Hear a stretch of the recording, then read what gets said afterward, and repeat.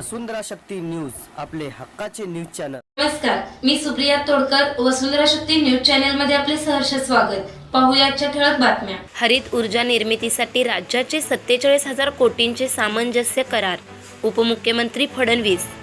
हरित ऊर्जा क्षेत्रातील एकूण 4 कंपन्यांसमवेत राज्य सरकारतर्फे 47,500 कोटींचे सामंजस्य करार गुरुवारी उपमुख्यमंत्री देवेंद्र फडणवीस यांच्या प्रमुख उपस्थित करण्यात आले।